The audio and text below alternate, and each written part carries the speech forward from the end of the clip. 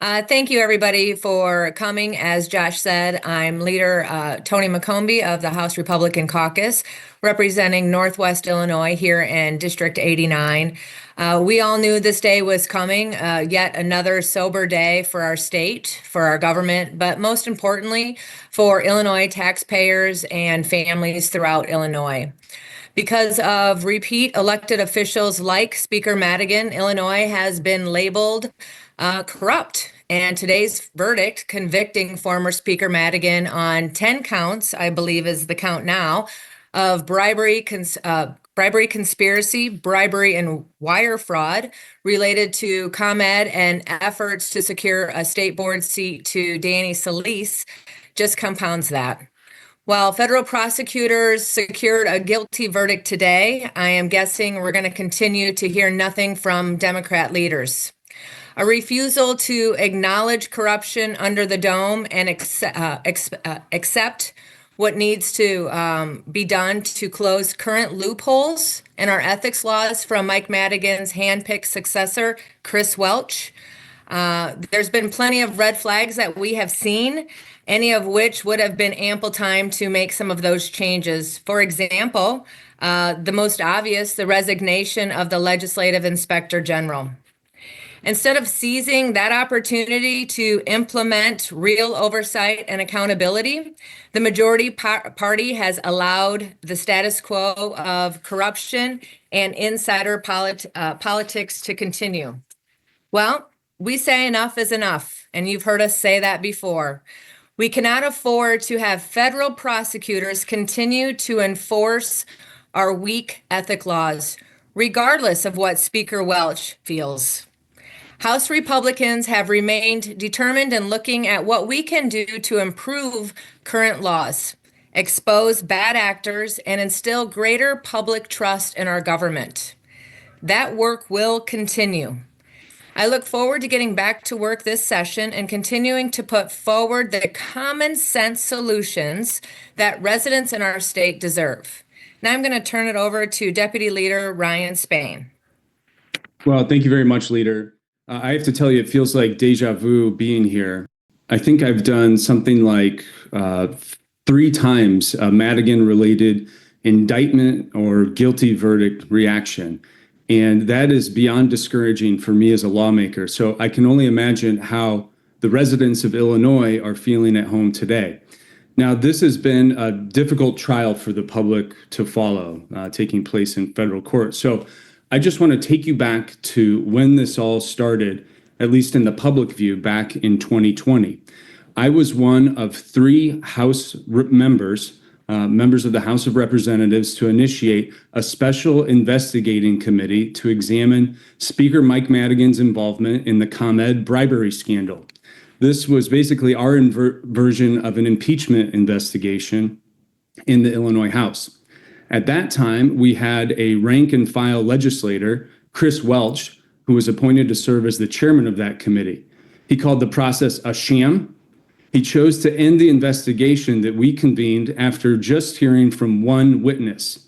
And in return, he was rewarded with becoming the next Speaker of the House in the state of Illinois. His words at the time were specifically this: "This is nothing but politics. This is nothing but a sham show trial." That's our current Speaker today. And those words certainly haven't aged well.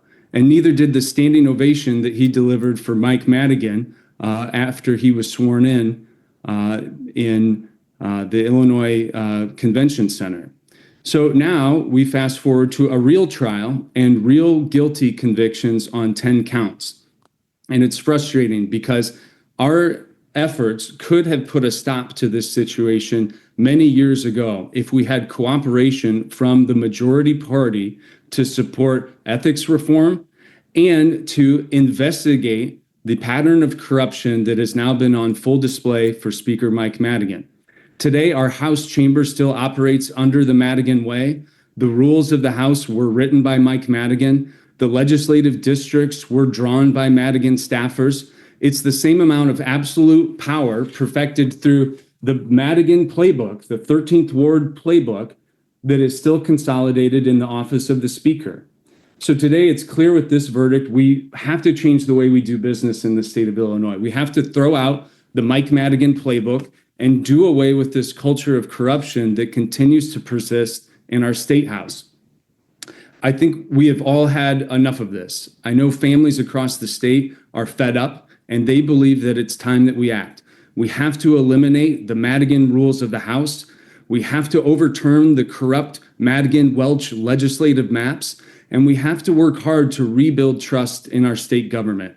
I am hopeful, finally, that this verdict will bring forward the urgency and the changes we need to eliminate the culture of corruption that plagues our state of Illinois. I'll now introduce our Republican floor leader for the Illinois House and former state's attorney, State Representative Patrick Windhorst. Thank you, Ryan. Good afternoon. I'm State Representative Patrick Windhorst. I represent the 117th District and currently serve as House Republican floor leader. Today's guilty verdict underlines the urgent need for ethics reform in Illinois and an urgent need to strengthen our anti-corruption laws. Mike Madigan was accused of using his position to peddle influence and trade legislative favors for no-show jobs, contracts, and other benefits for political allies. The need to clean up Illinois government has never been more urgent. I have long sponsored legislation that would end the legislator-lobbyist revolving door, remove restrictions on the legislative inspector general, and establish significant guardrails and public corruption protections. In light of this verdict, Illinois has a lot of work to do to rehabilitate our reputation as a state that fosters an environment of public corruption. I will continue to push the issue of ethics reform with the hope that my efforts will bear fruit so that Illinoisans can once again have faith in their state government. 4 governors sent to prison, multiple legislators busted for bribery and corruption, and now the longest ever serving Speaker of the House has been found guilty by a jury of his peers for using his power to influence companies and unfairly impact the outcome of legislation in Springfield. It's time for change. As a former prosecutor myself, I'm thankful to the jury for their service, and I'm pleased to see today's guilty verdicts. The time to start cleaning up Illinois government was many years ago. That work should begin in earnest now.